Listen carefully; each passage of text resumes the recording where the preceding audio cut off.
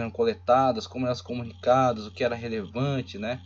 Como que era descrito. Então vamos ver aí também, no próximo quadro, eu acho, como a história nos forneceu aí diversos homens que se empenharam em registrar os fatos relacionados às suas sociedades e como registrar, né? Como isso foi modificando ao longo do tempo.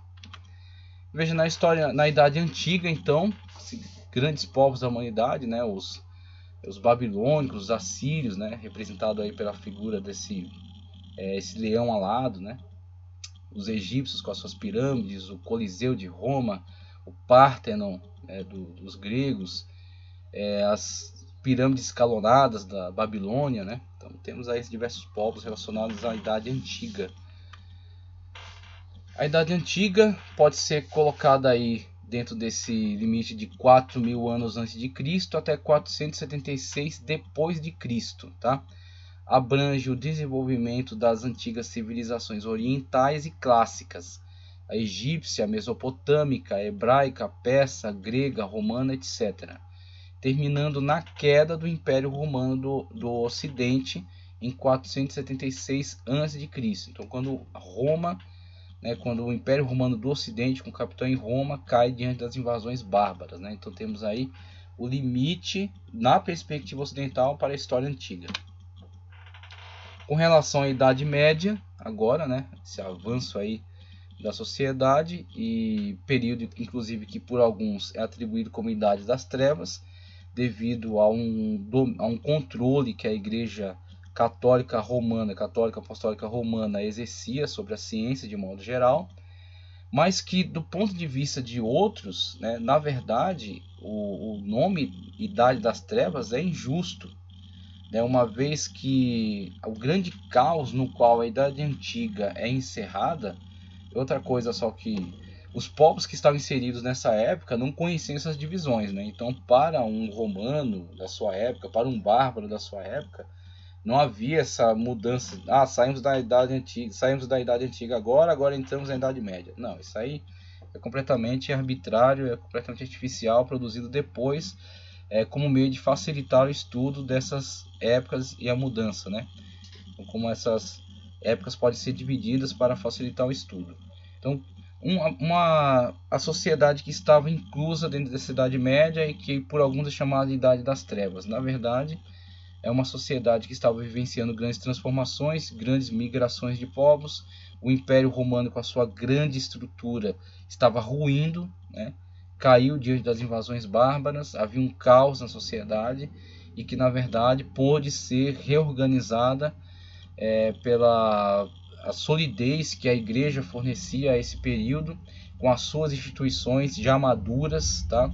O cristianismo já tendo avançado, estando presente em muitos povos, a cristianização dos bárbaros, que foi também a sua civilização, porque muitos elementos da cultura greco-romana estavam presentes dentro dos mosteiros, estavam nos livros guardados pela igreja, tá certo? Os copistas, os eruditos que estavam presentes dentro da igreja, e que ao cristianizar muitos desses povos bárbaros, também os romanizou, vamos dizer assim, forneceu-lhes elementos da cultura greco-romana, o que foi para eles um grande ganho, o que veio a formar o que na atualidade conhecemos como as nações europeias. Tá? Então, o que temos hoje de cultura moderna, né, a partir do desenvolvimento surgido dentro dessas nações da Europa, os grandes homens, os grandes nomes da ciência que surgiram dessa civilização, eles, vamos dizer assim, só puderam surgir dentro delas porque lá atrás, diante daquele caos, daquelas invasões bárbaras, da queda do Império Romano, uma instituição estava madura, estava firme, era detentora desses conhecimentos construídos ao longo de todo esse período histórico e pôde então lhes fornecer esse conhecimento. Então vemos aí a Igreja Católica, o surgimento das primeiras escolas ligadas aos mosteiros, tá certo? Submetidas aí aos cônegos, submetidas aos bispos, e o crescimento dessas escolas deu-se na formação das primeiras grandes universidades, que vai depois se desvincular da igreja. Então depois desse desvínculo da igreja segue uma história própria, mas o germe disso está sim dentro da igreja, está sim dentro dos mosteiros, tá? Está sim dentro desses monges, tá ok? dentro dessa estrutura eclesiástica que deteve e depois forneceu esses saberes, esses conhecimentos. Conhecimento na política, nas ciências da época, né? A agricultura, a medicina rudimentar que havia.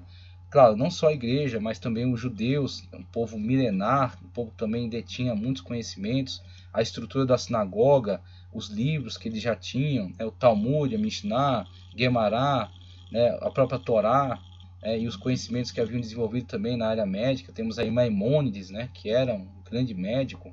Então são esses povos milenares e também a instituição da igreja que fornecem, né? Que são mantenedores desse saber, né, e que depois será apropriado pelos bárbaros, será modificado dentro de cada cultura, né, cada cultura tendo sua própria característica própria, e dará, então, formará a sociedade na qual estamos inseridos atualmente. Então, essa sociedade, ela tem seu início a partir dessas instituições, né, tanto a igreja no Ocidente, né, formação das nações europeias da atualidade, né, a partir desses povos bárbaros, a cristianização dos bárbaros, os judeus que estavam interagindo também nesse meio, claro, muito perseguidos, mas em alguns momentos tinham uma certa abertura quando então interagiam muito fortemente com isso, com esses desenvolvimentos. Os árabes, né, que surgiram aí pouco tempo depois da queda do Império Romano, surge aí 600, né, da era cristã.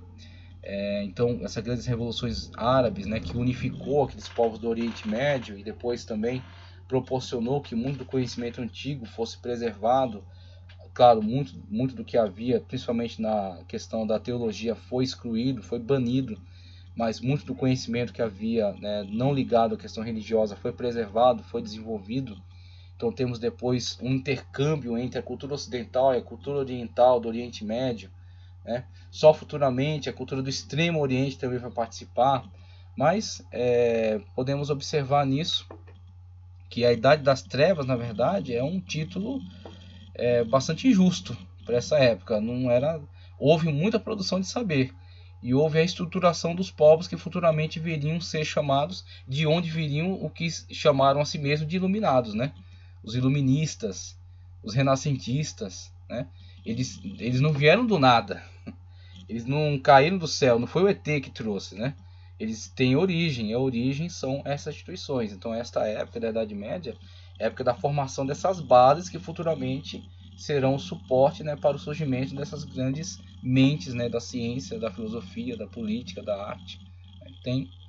Preciso então desta base aí. Seria interessante que reconhecessem, né, a importância desse período. Então, o período da Idade Média é compreendida entre a queda do Império Romano do Ocidente e a tomada de Constantinopla pelos turcos. Então, coloco essas delimitações aí, sendo na verdade, né, Constantinopla ou Bizâncio quase que uma continuidade do Império Romano, chamado Império Romano do Oriente, né? Então, quando Constantino muda a sede de Roma para Bizâncio, lá funda um grande império, esse império vai se desenvolver.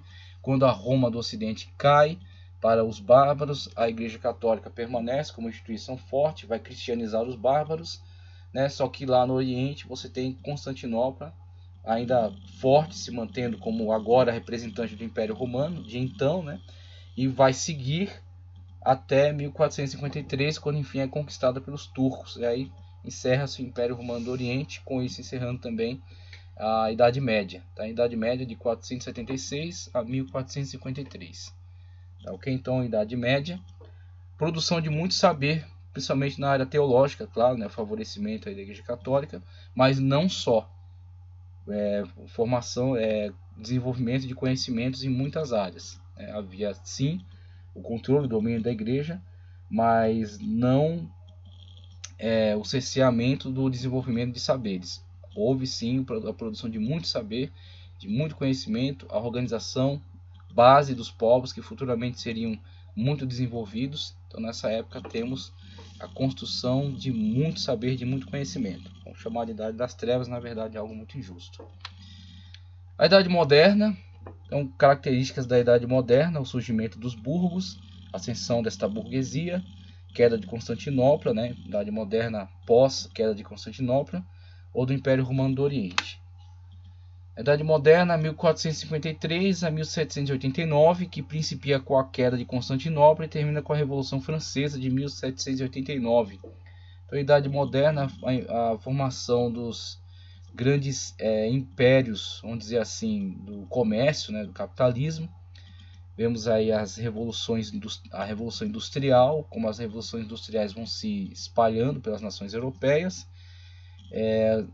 O grande desenvolvimento do comércio, do Império Marítimo, vamos colocar assim, né, com a apropriação por parte das nações europeias de muitas terras na América, na África e na Ásia, tá certo? Que são feitas como colônias. Então é uma época muito colonialista, onde essas nações que são colonizadas então fornecem a matéria-prima, que é transformada, né, em objetos fabricados e revendidos aí no comércio de várias regiões, né? Então temos aí um movimento onde muitas nações são colonizadas, né, são submetidas à dominação dessas nações europeias, tornam-se fornecedores de matéria-prima.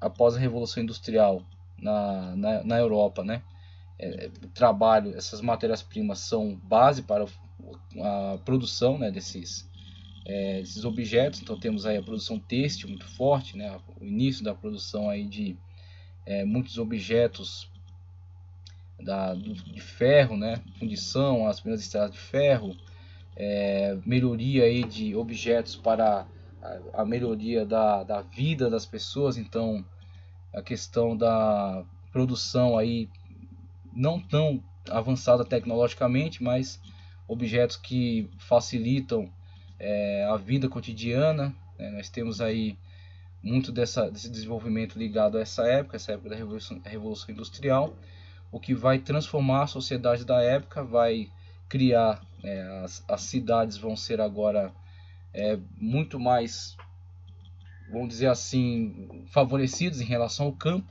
né? Então temos uma migração de pessoas do campo para as cidades, a formação das grandes cidades, das grandes metrópoles, né? E a modificação de muitos hábitos sociais. Então, com essa época, a Idade Moderna, fica para trás a questão do estilo de vida ligado aos feudos, né? O feudalismo fica para trás na história. Aqueles feudos que eram, vamos dizer assim, como que pequenos reinos fechados, né?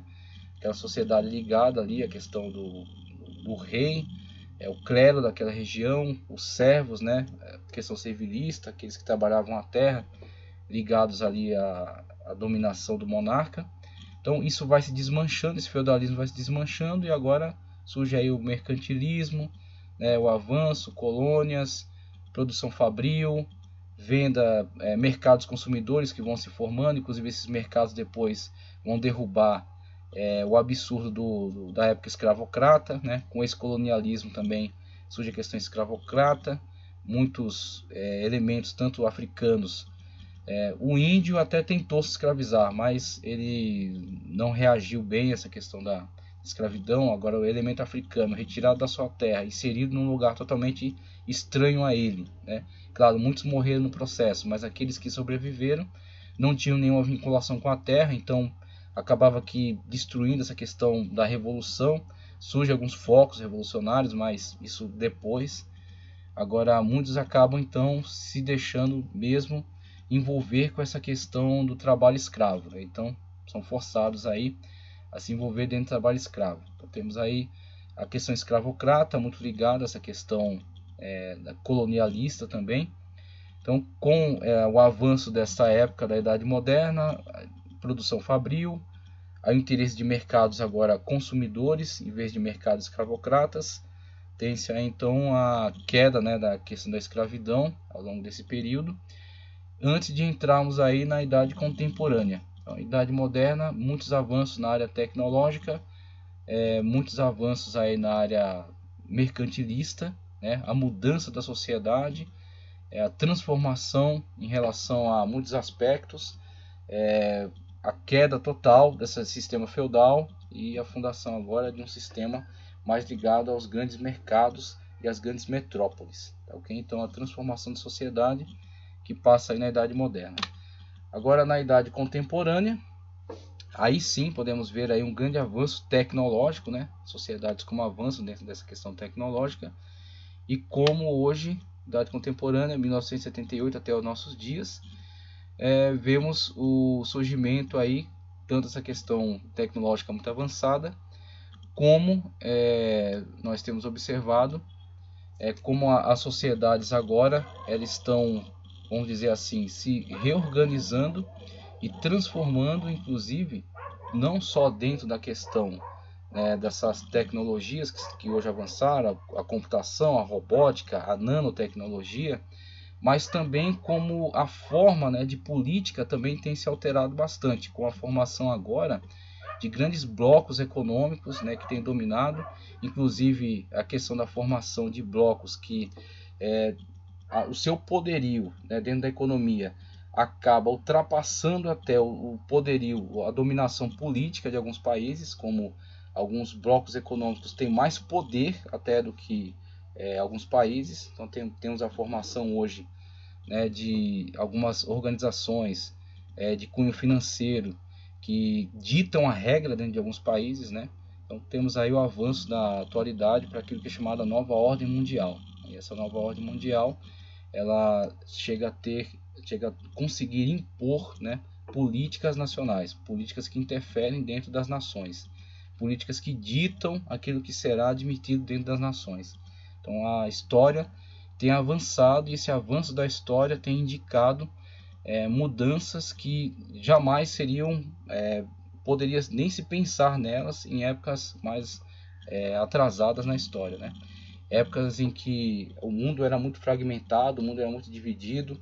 A gente vai ver, quando analisar acerca da história da Suméria, pequenos reinos que disputavam poder entre si. Então áreas que nem eram tão grandes eram extremamente divididas, o poder extremamente fragmentado. Quando se levantava um grande monarca, conseguia unificar o poder entre elas, estendia o seu império, mas isso era raro, geralmente o mundo era muito fragmentário. E hoje, como essa estrutura do poder tem sido acumulada na mão de poucos hoje, Então vemos surgir grandes grupos como os Bilderberg, os Rockefeller, o FMI. Então hoje são os grandes impérios da época, os impérios que nem sequer têm fronteira, não tem bandeira, não tem território, são dominações quase que virtuais, vamos dizer assim. Indivíduos que acumulam poder, e esse poder acaba se impondo até sobre sociedades inteiras, como essa pirâmide de cima a baixo. O topo é habitado por pequenos grupos que impõem a sua vontade, que impõem a sua maneira de ser, a forma como ditar a política, a forma como ditar a cultura, a forma como valorizar alguns aspectos, desvalorizar outros, e acaba impondo isso sobre todo um grupo muito maior. Então vemos aí, a partir dessas informações, a transformação pela qual passam as sociedades e como isso tem se delineado ao longo da história. Como podemos observar que isso vai, de fato, passando por transformações extraordinárias. Então temos essa divisão, como já falamos, é um tanto artificial, mas que é muito útil aí para estudarmos, para entender um pouco da história de forma geral. Vamos fazer a leitura aqui deste livro, Dicionário de História do Mundo. Fazer a leitura de alguns livros aqui que vão contribuir no nosso entendimento acerca da história, de modo geral.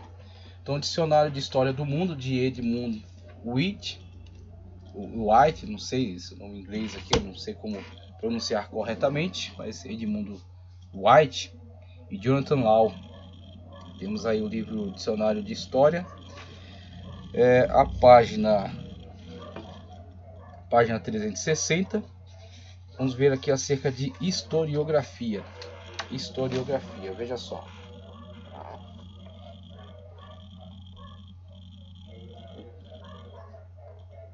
O estudo e a escrita da história, o registro e a interpretação de eventos passados na antiguidade começaram com a recontagem de lendas transmitidas através da tradição oral, os poemas épicos de Homero. E aqui vamos ver alguns personagens fundamentais para esta evolução do quadro da historiografia, tá? Então temos aí os poemas épicos de Homero, de 800 a.C., era uma expressão da história oral, enquanto a idade clássica da Grécia Antiga, Heródoto e Tucídides